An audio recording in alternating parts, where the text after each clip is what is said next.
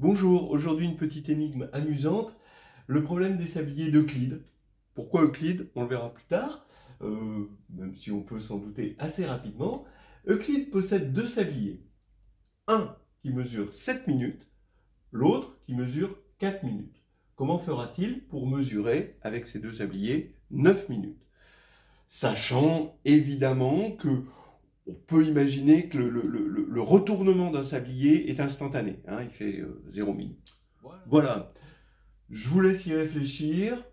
Ensuite, on se retrouve pour la solution et évidemment un petit épilogue pour réfléchir un petit peu dessus, prendre du recul. On ne se refait pas, on est des mathématiciens. Alors on y va, on va compter 9 minutes. Regardez comment on va faire. D'abord, le protocole, il est assez facile. On va commencer évidemment par retourner le sablier pour 4 et 7, ce qui fait que au bout de 4 minutes, celui-ci sera vide, celui-ci sera à 3, et on retourne immédiatement le sablier B, le deuxième. Donc j'appelle ça RB. Ensuite, le sable s'écoule, mais là pendant 3 minutes.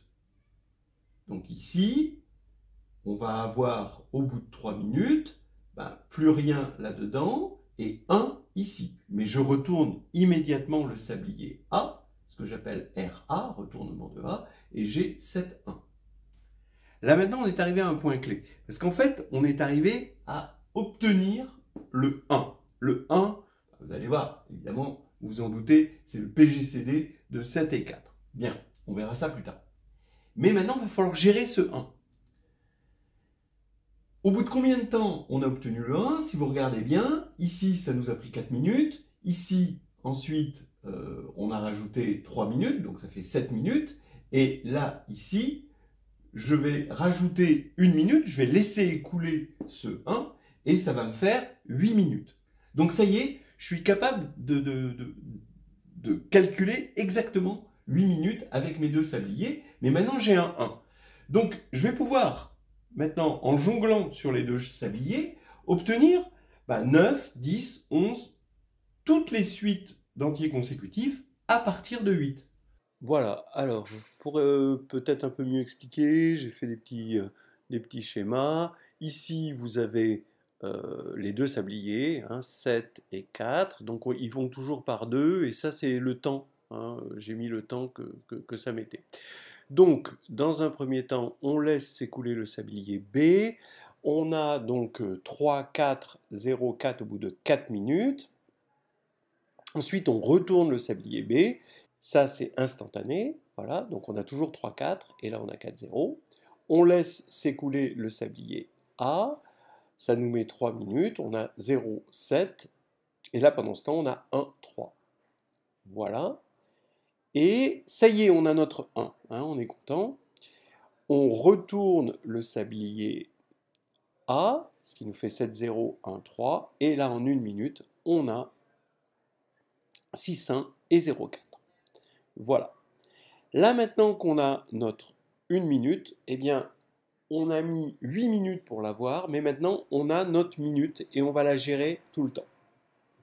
Donc, on va garder cette minute tout le temps et pour ça, on va changer de protocole et on va retourner deux sabliers à la fois. C'est-à-dire, ici, on avait 6, 1 et 0, 4 et on va avoir 1, 6 et 4, 0. On les retourne les deux à la fois.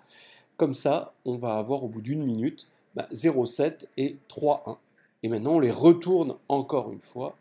Comme ça, on a 7,0 et 1,3. Et au bout d'1 minute, on a 6,1, 0,4. Au bout de 0 minutes, bon, vous avez compris, là, on est retourné exactement à cette situation. C'est-à-dire que la troisième ligne, c'est exactement la même chose que la seconde. Voilà, j'espère avoir été compréhensible. Maintenant, évidemment, on peut faire des choses beaucoup plus compliquées, ça c'est le truc élémentaire. La difficulté, je pense qu'elle était là-dedans, sur la fin, parce que ça c'est assez intuitif, et les gens à qui j'ai posé ce problème ont galéré hein, sur cette dernière partie.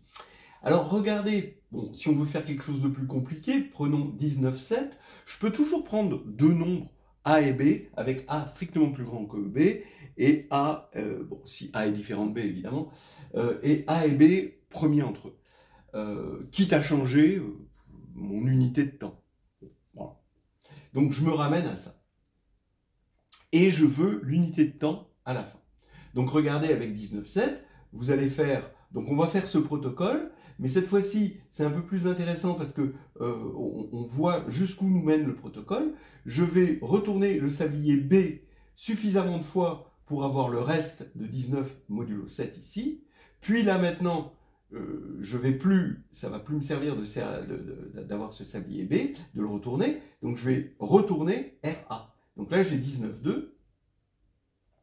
Et là, je vais avoir, avec un RB, 17,7 en retournant, parce qu'au bout de 2 unités de temps, j'aurai 17,0, donc 17,7 en retournant RB.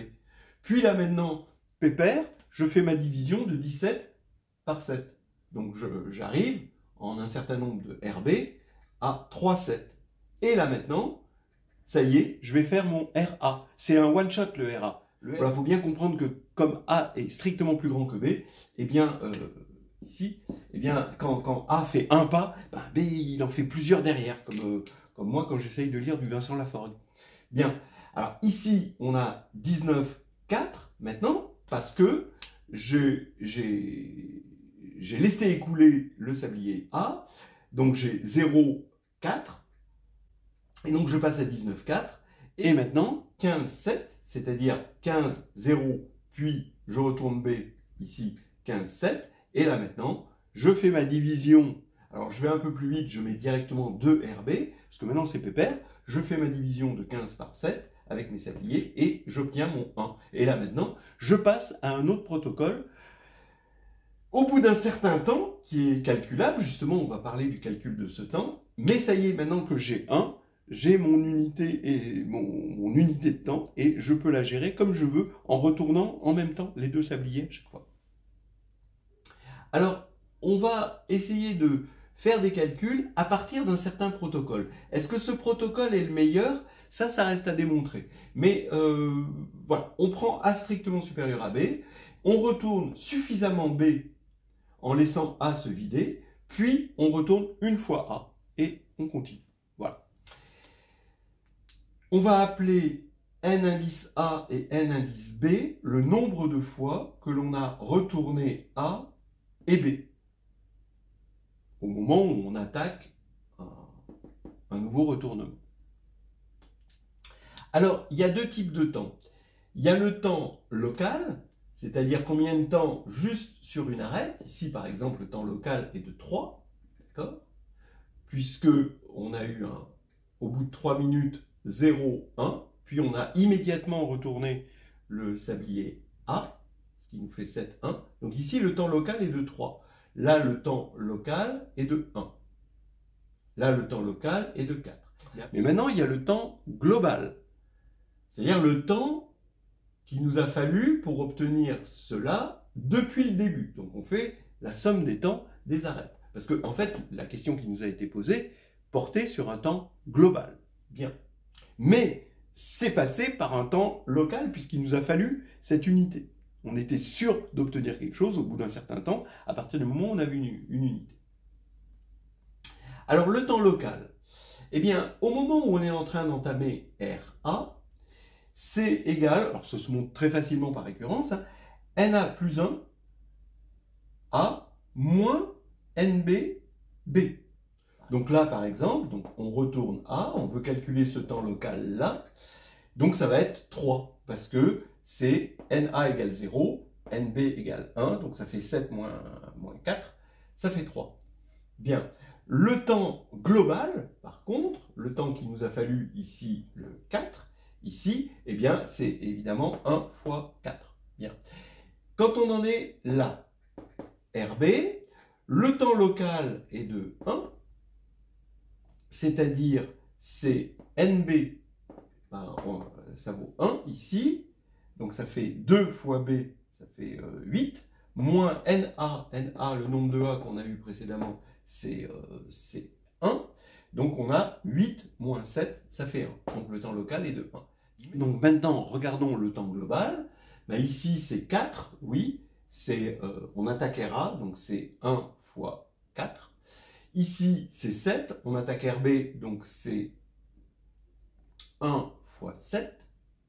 Ici, c'est 8, bah oui, on va attaquer RA, et donc c'est à nouveau 2 fois 4, donc 8.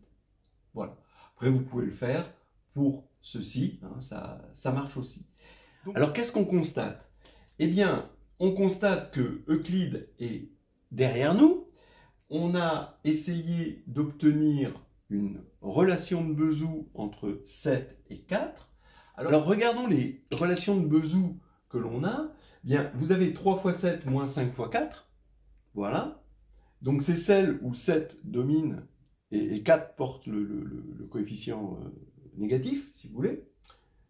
Et vous avez 2 fois 4 moins 7, qui est beaucoup plus économique. L'autre, elle nous aurait pris 21 minutes, c'est-à-dire 3 fois 7. Et celle-ci nous apporte NB, 2 fois 4, c'est-à-dire 8 minutes. Donc à partir de 8 minutes, je gère mes 1. Alors qu'avec l'autre, j'aurais géré mes 1 à partir de 21 minutes. Donc là, ça aurait été plus difficile d'obtenir 9 minutes. Voilà. Donc vous voyez que là maintenant, le problème, c'est que comment jongler avec notre protocole pour obtenir une relation de Bezout, en général, égale 1, puisqu'on est parti de A et B, premier entre eux. D'accord ? Donc il faut réussir à montrer qu'il est toujours possible d'obtenir égal 1 avec un nombre minimum de coups. Voilà, on va réfléchir encore quelques minutes là-dessus, peut-être 9 minutes, je ne sais pas, ou 4 ou 7, on verra. Donc vous avez compris, il faut résoudre AX moins BY égale 1 avec X et Y positifs, ou AX moins BY égale moins 1, selon les cas où le 1 sera obtenu à gauche avec le sablier A ou avec le sablier B. Bien. Ce qui revient à dire, je veux résoudre une seule équation, AX moins BY égale 1, mais où X et Y peuvent éventuellement être simultanément positifs ou négatifs.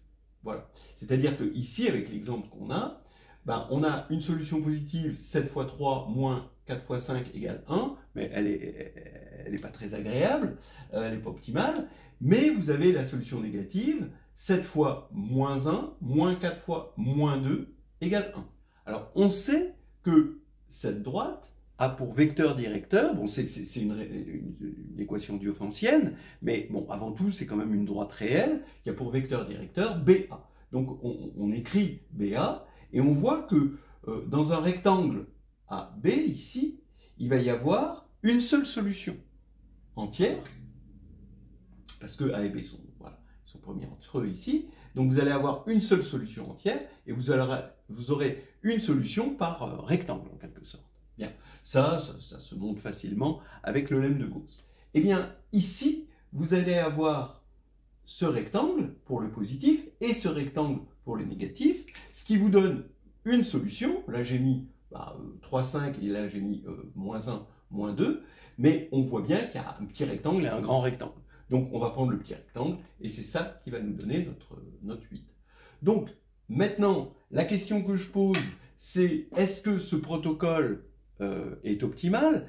Est-ce que j'aurais pu... vous voyez, il y a un premier protocole qui consiste à vider A avec des retournements de B jusqu'à ce que ce soit terminé. Mais au bout d'un moment, est-ce qu'on ne peut pas passer au second protocole, c'est-à-dire à faire de la double inversion? Et est-ce que ce ne serait pas plus rentable? En tout cas, on a des jolis théorèmes sur le temps local avec ce protocole, le temps global, et qu'en fait, au bout de ce temps-là, voilà, au bout de ce temps ou de ce temps-là, selon le cas, hein, selon si on a un 1 à gauche ou un 1 à droite, eh bien, on aura tous les temps consécutifs. Alors, c'est des histoires qui arrivent avec des monoïdes, c'est-à-dire que quand on a un idéal de Z, eh bien, forcément, on n'a que des multiples. Donc là, ça aurait été le multiple du PGCD. Mais comme le temps ne peut pas se renverser, eh bien, on a finalement une espèce de monoïde des temps, ce qui fait que c'est au bout d'un moment que ça se régule. Voilà. Localement, c'est-à-dire si je m'autorise à prendre les opposés, à retourner dans le temps, alors je peux avoir tous les 1 que je veux. Mais là, je peux pas, j'ai pas un groupe, j'ai simplement un monoïde, un truc, juste une addition. Et on voit que ça ressemble à un idéal, mais à partir d'un certain rang. Voilà, c'était le petit message que je voulais passer. Voilà, au revoir tous.